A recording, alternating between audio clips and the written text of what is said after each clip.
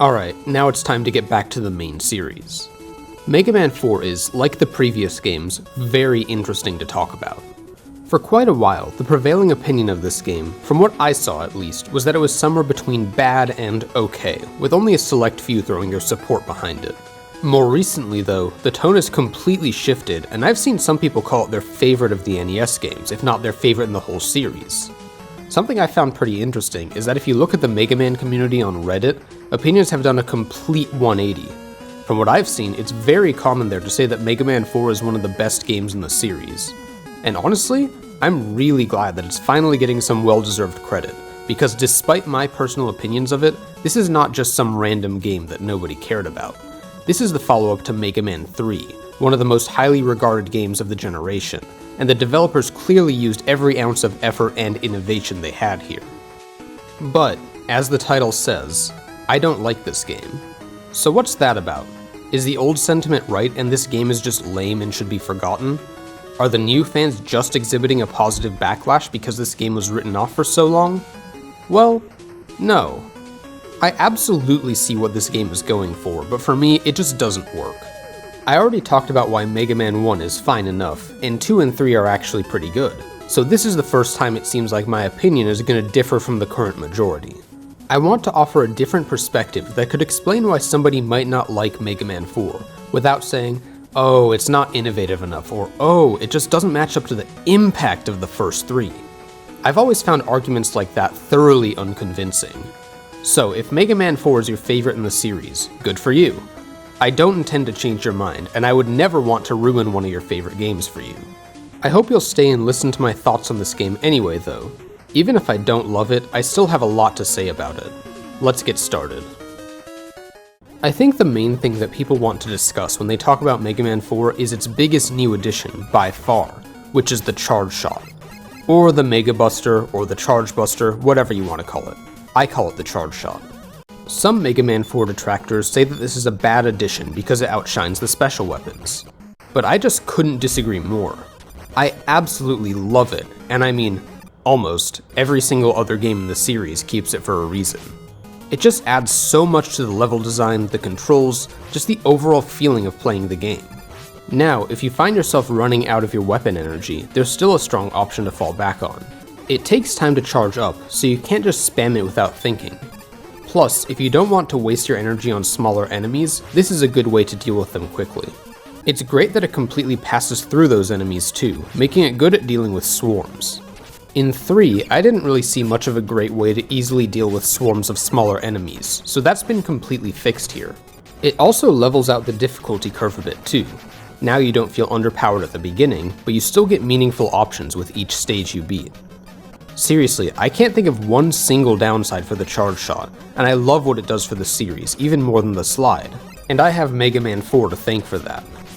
In this game, I think it's maybe a bit small, and feels like there's a bit of lag time before the shot comes out, but that's okay for the first attempt. That's not to say the slide was perfect in Mega Man 3 either. In 4, they actually add the ability to jump out of your slide, giving a tiny bit of extra polish to an already great move. Mega Man 4 also increases the production values quite a bit, by adding fully produced animated cutscenes to the series. You get a great intro cutscene that shows off a sort of origin story for Mega Man, and a really cool weapon get animation. If I can nitpick just a bit though, I don't love the actual design of Mega Man in these cutscenes. Something just feels a bit off about his face or something, I don't know. But for the first real cutscenes in the series, these are great and I can't complain. The rest of the visuals follow suit, with a lot of detail and some interesting stage theming. That being said though, is it just me who thinks Mega Man 3 is the better looking game? I can't quite put my finger on it, but I just find the stages and enemies in that game to be more visually interesting and dynamic, and the art direction to be just that tiniest bit better. I feel like there's more movement and interesting things to look at there too, as opposed to this game which, while very good looking and probably more cleanly designed, feels just a bit static to me. It's hard to put it into words exactly why, but I think there isn't any stage here that's quite as creative as Gemini Man, Snake Man, or Shadow Man. I don't know, maybe creative isn't the word I'm looking for, but something about those stages really sticks in my memory. Meanwhile, in Mega Man 4, all of the stages look fantastic, with lots of well thought out details and visual variety. but none of them stand out to me long after I've finished the game. To give it the credit it's due though, the backgrounds are absolutely fantastic. Seriously, the amount of detail here is staggering, and it's hard to believe this is on the NES. Just look at the Toadman boss arena or the backdrop of Skullman's stage. These are just awesome. I also have to say, I don't love the boss designs, but again, that might just be me. Sure, the bosses in 1 and 2 were really simple, but there was a kind of charm to those designs. And 3 added a bit more detail to them while still maintaining what made those designs great. Don't get me wrong, I love some of the boss designs, like Pharaoh Man, Ring Man, and Dive Man in particular. But what the heck is this Bright Man portrait? Who even came up with Toad Man? I don't know, these are a little hit or miss for me. Definitely not bad, but not my favorites either. The last big addition I can think of is the introduction of 2 sets of castle stages. As opposed to the Dock Robots in 3, there's no repeated content here. While I did like what the Dock Robot stages were going for, and even liked most of the stages themselves, this is definitely a more sustainable way to increase the game's length. It feels a bit more natural than saying, hey, why don't you just play 4 levels you've already played, but again. And this game puts the new structure to great use, with wildly different themes for the 2 castles, making them both feel very worthwhile. To go along with the improved presentation, there's also a bit more of a story here. The villain this time is Dr. Cossack, and Wily kidnapped his daughter to force him to fight Mega Man. Yep, that's it. I mean, it's not much, but it's still more than the previous games. Cossack's castle sees Mega Man fight against his strongest opponent yet, the Russian Winter. Once he beat Cossack, his daughter just shows up. Wait, I thought she was captured? Not sure what happened there. Anyway, she explains the situation, then you go to fight Wily at his castle, which is more the standard technology-based theming. The setup is great, and as we're about to get into, the castles are definitely my favorite part of the game. Now that the major additions are out of the way, I also noticed a few smaller gameplay tweaks that were mostly done for balancing. First, I found that enemies drop extra lives a lot more often, which I think is good. It's definitely not excessive like a certain Mega Man game I'll be reviewing soon, so this is just a nice quality of life change. Rush Jet was also heavily nerfed to constantly move forward and only gives you a very small amount of vertical control. That's definitely for the best. They also didn't revert the changes to E-Tanks that the last game made, and I still don't really like that. But like with 3, I think there's a reason they kept it that way here. Oh, and the pause menu has been totally revamped, and it's amazing. It looks good, is extremely readable, very easy to use and find what you want, basically everything you'd want to see. Great job by the UI designers here. The music is good, just good though. 2 and 3 had what are easily my favorite soundtracks of any NES game, so comparing 4's music to them is maybe a bit unfair. I do like all 4 castle stage tracks, those are pretty good, but the rest of it wasn't really for me. Definitely not bad, just not remarkable. I know Dustman, Pharaoh Man, and Drill Man are pretty well liked songs, and I agree that they're good, it's just that I can't call them standouts when I like literally every single song from Mega Man 3 more than them. Anything else? Oh right, there are 2 hidden upgrades that you can find in the stages, and they help out a bit. They're nothing too crazy when you already have Rush, but adding some more exploration to the stages is a great idea. And, well, that's kind of it, honestly. I mean, this is the 4th game in the series. They have the formula pretty much set in stone by now. And that's a good thing, since now the designers only really have to worry about making a great game in the great framework they already have. But I'm sure you're thinking, wait, I thought you didn't like this game. This sounds relatively positive so far. And you'd be right. I have no issues at all with the innovations and overall structure of this game. It's the rest that I don't like nearly as much. So let's break open the first can of worms and talk about what I call the Mega Man 4 boss experience, TM. Now I'm sure a lot of you are thinking, what the heck is he talking about? So consider this. Let's say, for the sake of argument, you're playing Drill Man's stage. You finally get to the end thinking, hey, that was pretty decent with overall solid level design, but maybe it took a bit long. More on that later. You walk into the room and the boss music starts playing. And oh, this boss music. I'm not gonna mince words, I just hate it. The loop is only 15 seconds long and extremely repetitive even within those 15 seconds, so that kinda sucks. Before you even have time to process what's happening though, your ears have already shattered into a million pieces. You look around wondering, what could that be? only to find it's actually Drillman's health bar, which takes 5 entire seconds to fill up, screaming at you the whole time. For these 5 seconds, Mega Man and Drillman look at each other awkwardly, both frozen in place, which I assume is due to the shared auditory torture they're currently experiencing. The battle finally starts. You shoot him, oh wait, never mind. In what I can only assume was his feeble attempt to escape the boss music, Drillman decided to burrow underground. Guess you have to wait 5 more seconds for him to pop back out, while nothing happens at all. Oh good, there he is. He shoots 4 drills at you, which bounce your charge shot back into the abyss. You probably got 1 bar of damage on him, maybe 2 if you're lucky. Oh, he's back underground again. And repeat. Look, I love me a good turn-based RPG, but I wasn't expecting that from Mega Man 4 of all games. Some very interesting genre fusion going on here. So yeah, that's the Mega Man 4 boss experience. TM. Drillman is probably the worst offender, but I seriously think all the main bosses suffer from this or some other variety of garbage. Toadman is one of the easiest bosses, and oh my god, what even is this fight? His only way to hit you other than touch damage is a full screen unavoidable attack. Now luckily you can just shoot him in the middle of the animation and he'll stop, but that means you can't really charge your weapon up because if you do it'll be too slow and you're guaranteed to take more damage than he is. So the way to win is shoot him, he jumps, shoot him, he jumps, shoot him, he jumps. Yeah, you can see where this is going. You do 1 bar of damage at a time, very slowly until you win. What fun. Brightman is legitimately one of my least favorite bosses in any game. He literally has the exact same gimmick as Flashman, which was already a pretty terrible boss. He'll just freeze you in place and shoot you, and there's literally nothing you can do to avoid it. But now he jumps across the entire screen, taking 1/4 of your health with his ridiculous touch damage. And he's also really bad at aiming, so you might be frozen in place for a while, completely immobile because he can't even hit you. His weakness is Toadman's weapon, which affects the entire screen. But with the amount of cooldown time after using that weapon and how you can just freeze whenever the boss feels like it, even with the weakness you can easily get a bad pattern and there's just nothing you can do except use an E-Tank. Absolutely horrendous boss. Seriously, it's just completely irredeemable in my opinion. Now Skullman and Dustman don't look quite as annoying as Drillman, but they end up playing out the exact same way. They have like 3 things they can do. Move, either by jumping or just walking. Shoot 1 weapon at you at the exact same boring pattern every time. And the last, my least favorite, sit there doing absolutely nothing for 3 to 5 seconds while totally invincible. Literally, what is the point of this other than to waste your time? I seriously don't understand what this achieves, either design-wise or fun-wise.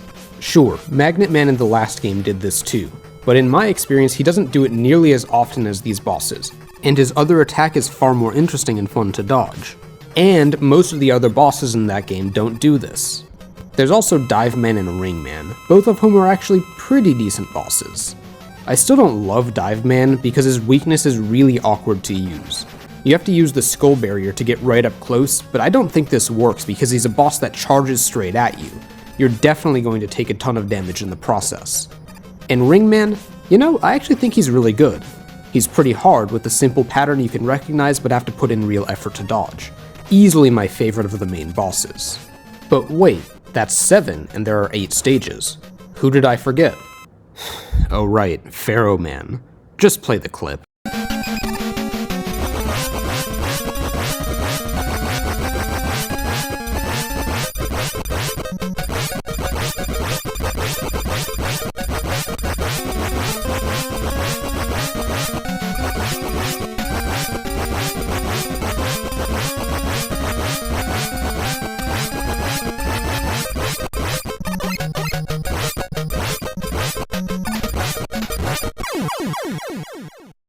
Now look, if you enjoy these bosses, I can actually see why, despite how obviously and thoroughly I despise them.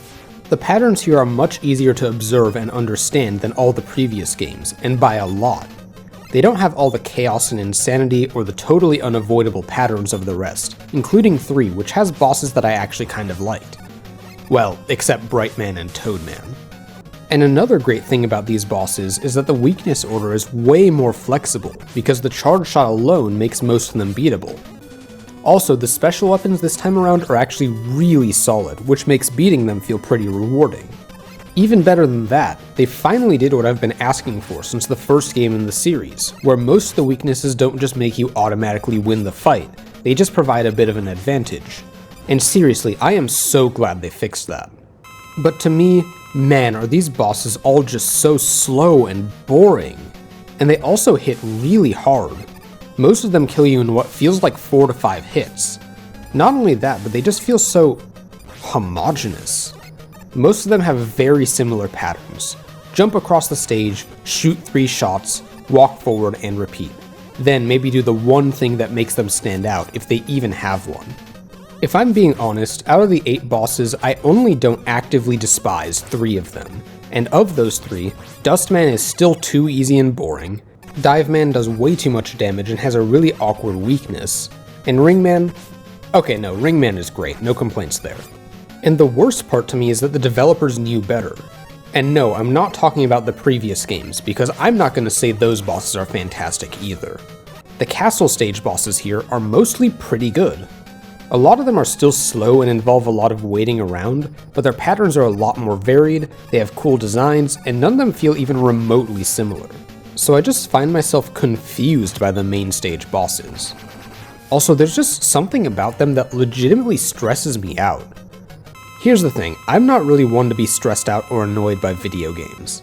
I just think this time it's a combination of the repetitive music, the health bar filling up so slow, how obnoxiously slow and boring all the bosses are, and how much damage they do when you make a mistake. There isn't a single other game I can think of that gives me the exact same negative feeling that these bosses do, even for games I absolutely hate. Easily my least favorite set of bosses in the entire classic series, and if I'm being honest, it really isn't even close. These are definitely my least favorite part of Mega Man 4, but I think they're compounded at least a little bit by the stage design. So after however many minutes of ranting about the bosses, it's finally time to talk about the stages, starting with Toadman.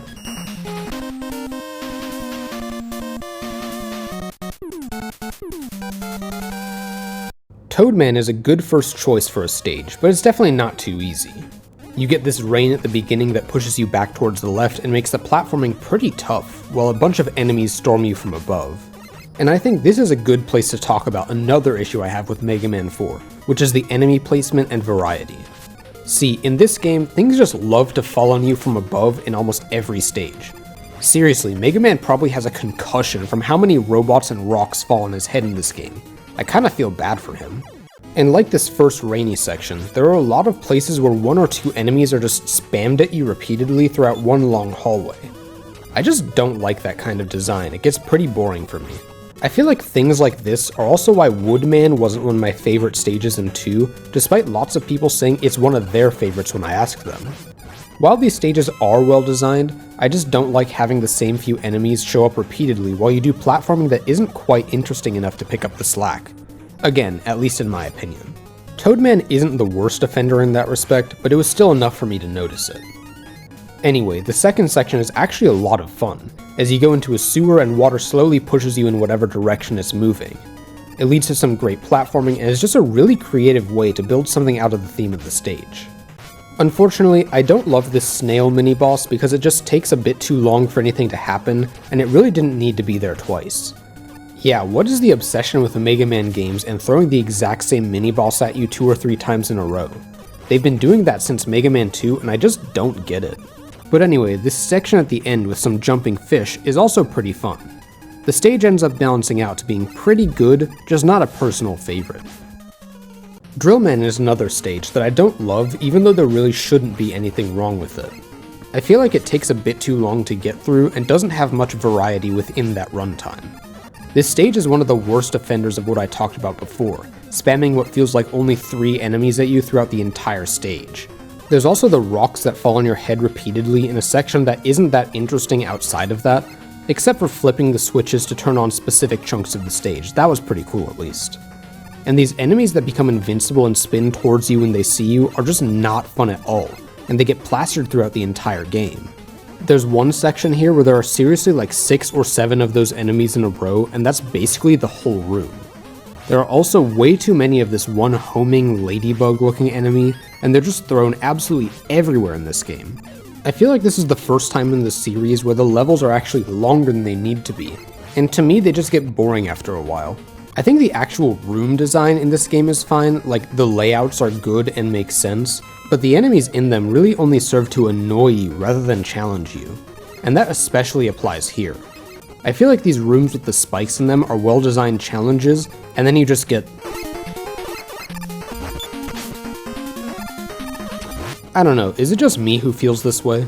The one saving grace of Drillman is his weapon, which I really like. It breaks through breakable walls, comes out quickly, does good damage, and has balanced ammo consumption. Everything you could want. Next up was Brightman, which again, I don't love his design. Need I bring up the stage select portrait again? Anyway, this stage is actually really good. There's an awesome gimmick here with the stage lighting up when you destroy these firework enemies, and becoming dark when you shoot the light bulb enemies. That's a really creative way to use the enemies as the stage gimmick itself, and I just love it. You have to balance shooting down the enemies in your way with the effect on the stage itself. There's also a hidden optional section that gives you an E-tank and extra life, which is a pretty cool addition. Although, is it just me who feels like there was supposed to be another hidden power-up here? The room definitely seems set up for something like that, and going backwards feels kind of janky. These red and green platforms that travel in an arc are a ton of fun and make the middle third of the stage an absolute blast to play through. Then we get to this, grasshopper and totem pole combination section. Okay, that's pretty creative, I have to give credit where it's due. I like the concept here, but it's just a bit slow for my taste and feels janky. Outside of the boss, who, need I remind you, is comparable to the devil himself, pretty fun stage. Dustman is another stage where it's great in theory, but in practice is just too slow. First of all, remember how I talked about things falling from the sky? Well, now we have an even worse version of that, which for some reason would become a classic series trope, and I don't get it. It's these enemies rising out of pits as you jump over them, instantly killing you. Can I just ask, why? I mean, do you want random things to come out of random places and kill you before you even know what's happening? Yes, you can avoid them by being patient. But again, like Drillman burrowing into the ground, what does this really add other than being annoying? I would also be more okay with these if they just practiced the classic stage design method of introducing an obstacle in a safe environment, then once you know they exist, putting them in places where you can actually die. So now you have two options. Either play like normal and just immediately die the first time any stage has one of these, or you can be extremely patient and double check every single bottomless pit in the whole game before you jump over them. Neither of those sound particularly great to me, but what do I know? There's a cool section where blocks rise into place over some spikes as you jump on other blocks, although, did we have to use the ladybug things again? Drillman wasn't enough? Yes, I know that previous games also reused enemies between multiple stages pretty often, but I feel like those usually weren't the focus. And then there's this trash compactor section, which I actually really like the idea of, but it turns into sit there and shoot all the blocks, then walk through. It is actually a very well designed section, and I think it's objectively good. I would like it a lot if the rest of the game wasn't already so slow. Again, I just have to call this stage good, but not for me, and then be done with it. But the weapon you get here is fantastic. You shoot a trash block forward, which splits on contact into smaller pieces, increasing the coverage and doing a ton of damage to bigger enemies.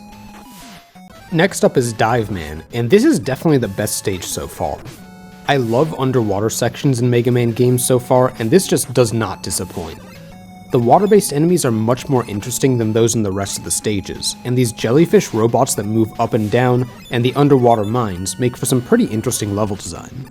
The section later on where the water moves up and down, beautiful. I absolutely love sections like this in games that play with your controls by moving you in and out of different zones, whether that be water or gravity or whatever.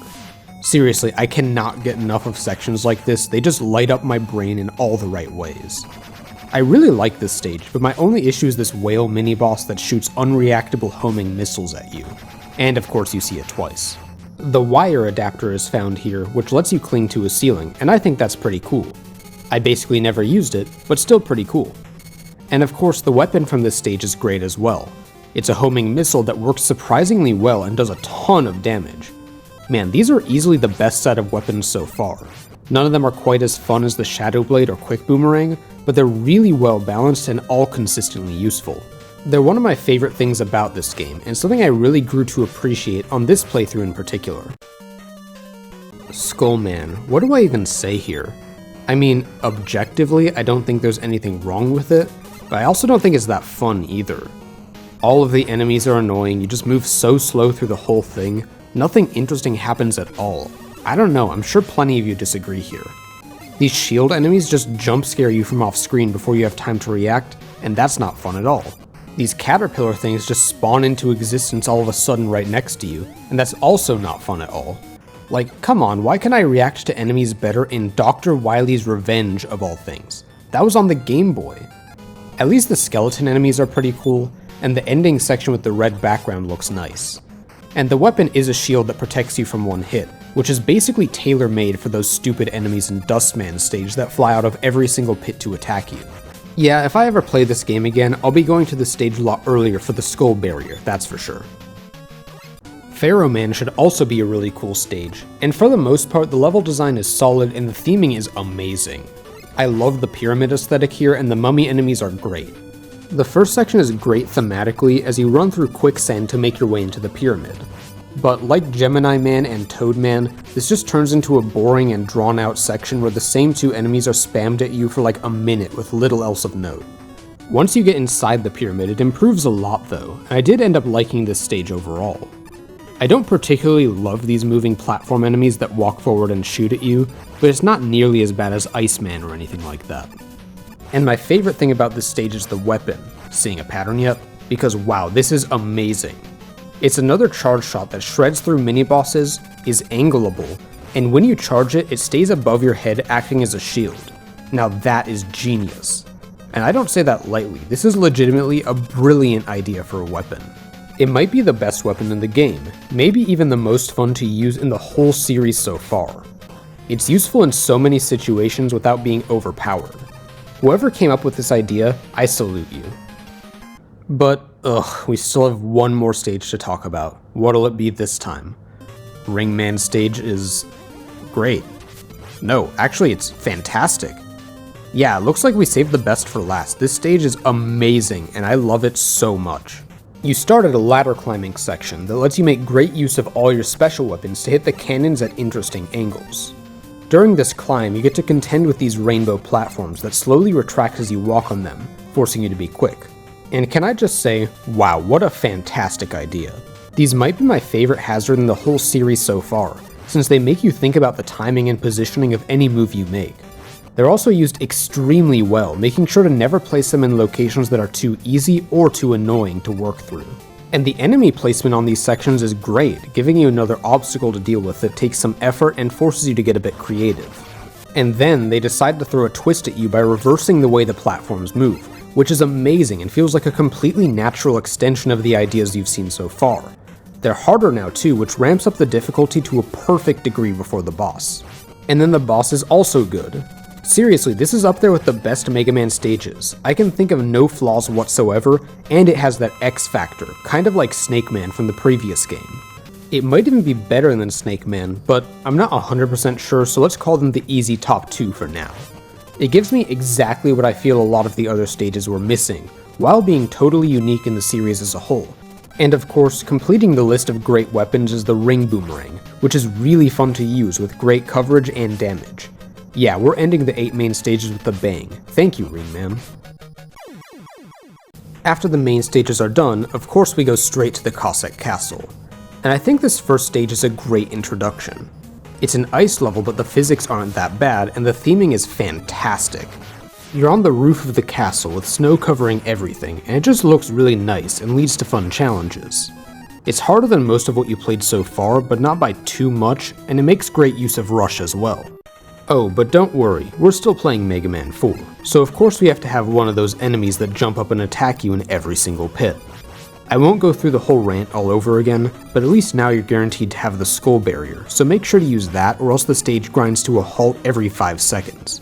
The boss is really cool, drilling holes in the floor so you have to be careful to not fall in. But this is where my main problem with these castles shows up. Why is there no checkpoint before the boss of each stage? Seriously, every game in this series up to this point hasn't had this issue. Why did it suddenly show up here?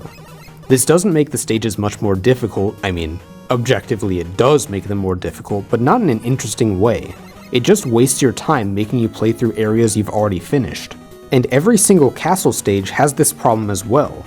I don't understand why they would do this. It only detracts from what's otherwise the much better half of this game in my opinion.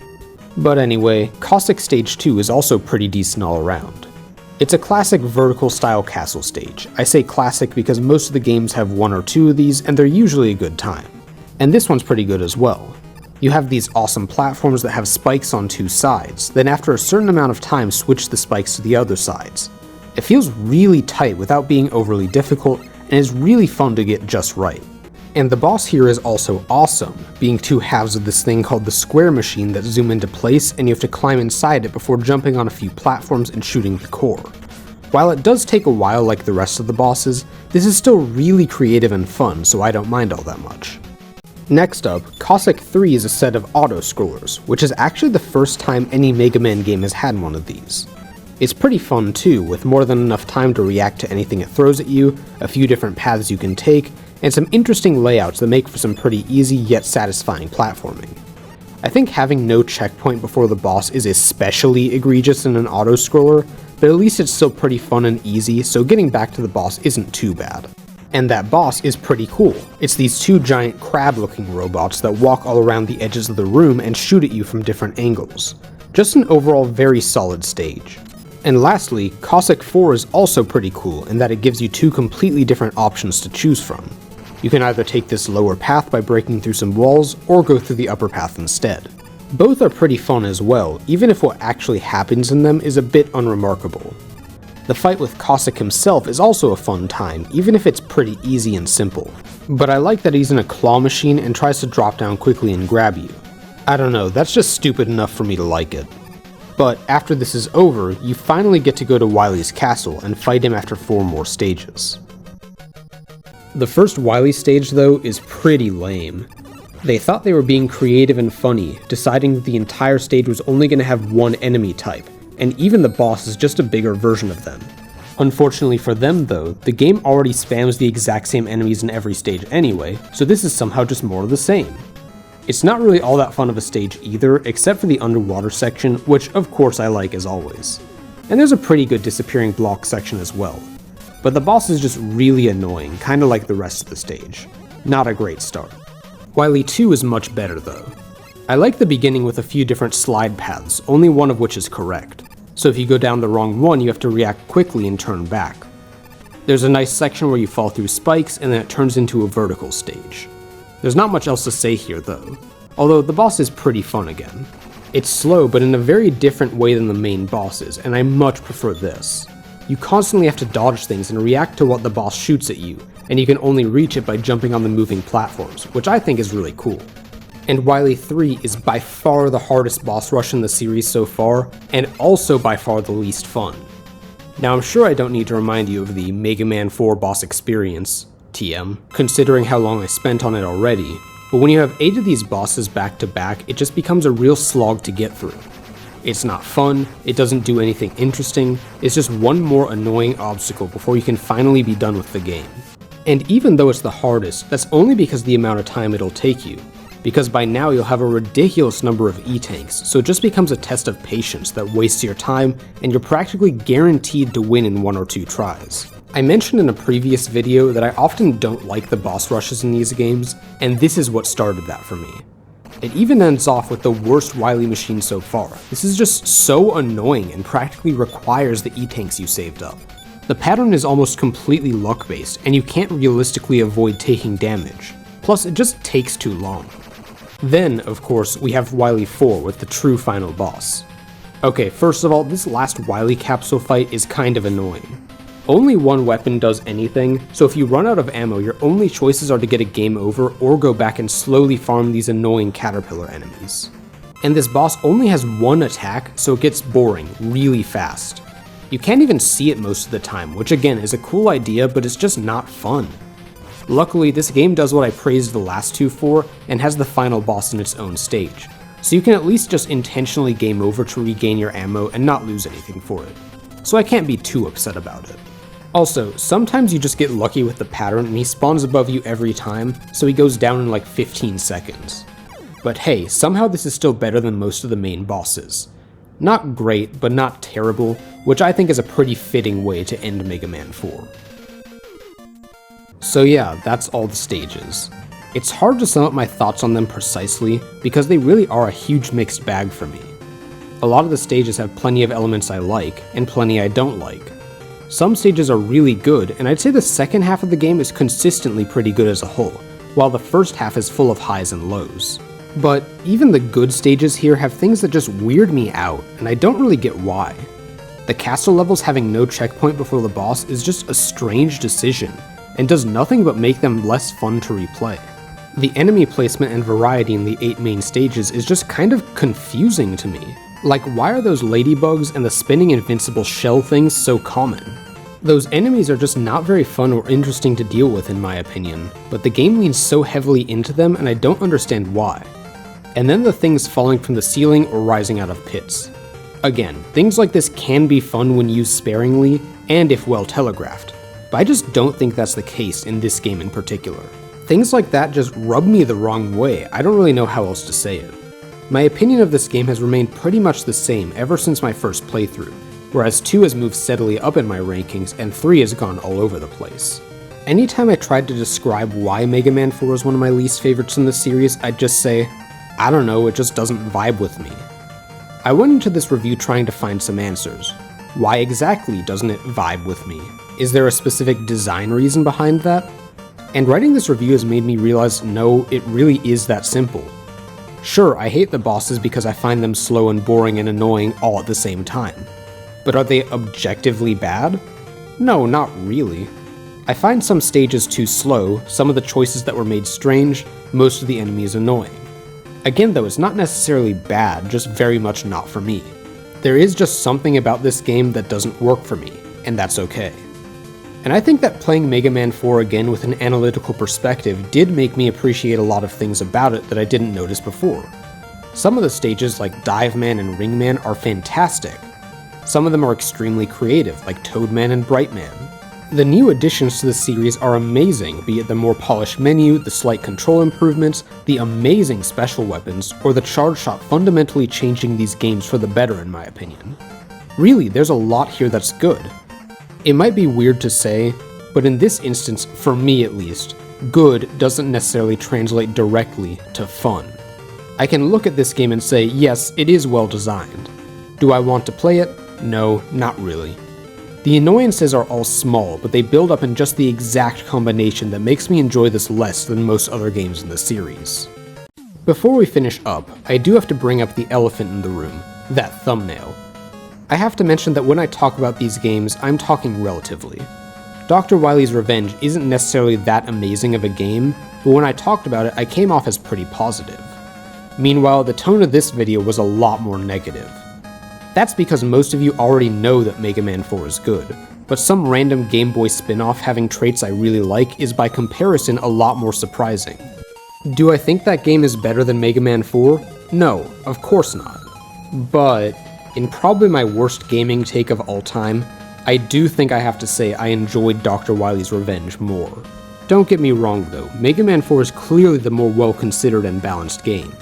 I know almost none of you will agree with me in preferring Dr. Wily's Revenge, but that's fine with me as long as I was able to clearly convey my opinion and help some of you understand why someone might feel that way. I do still prefer Mega Man 4 to 1, so it's not my least favorite in the series. Hopefully that offers some relief for fans of this game. And I do have to mention it one more time. If you love Mega Man 4, I'm more than happy for you, and I would never want to take that away. I'm not here to make you hate your favorite games, that was never my intention. For those who disagree with my opinions here, great. That's what's so interesting to me about discussing games and why I love doing it. But anyway, man, that took a while.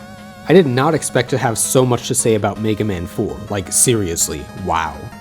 I'm legitimately afraid to see what the runtimes will reach in the future. But at least this somewhat negative review all means in my opinion we're only going up from here.